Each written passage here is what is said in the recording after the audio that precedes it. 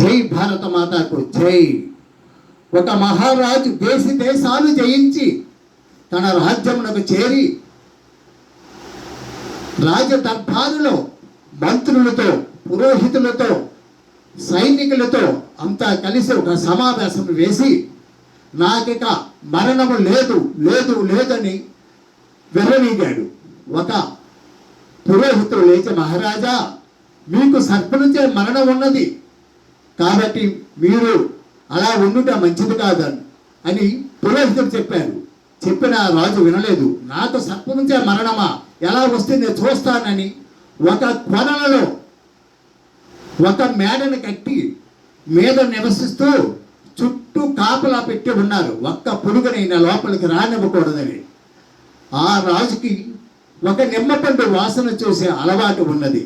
మంత్రిని చెప్పి ఒక నిమ్మపండుని తన ఉన్న ప్రదేశమును తెప్పించి ఆ నిమ్మపండును పట్టుకొని వాసన చూసేటప్పటికి బుష్మని వచ్చింది.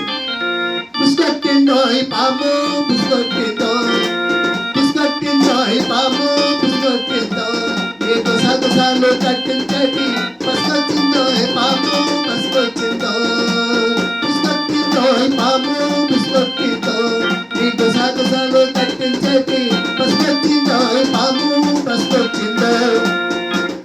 ఆ పాము వచ్చి ఆ రాజుని పుష్మని వచ్చి కాటు వేసింది. అందుకే ఆ రాజు అక్కడే మరణించాడు. అందుకే ప్రతి ఒక్కరికి మరణం తప్పదు. జై భారత మాతకు జై.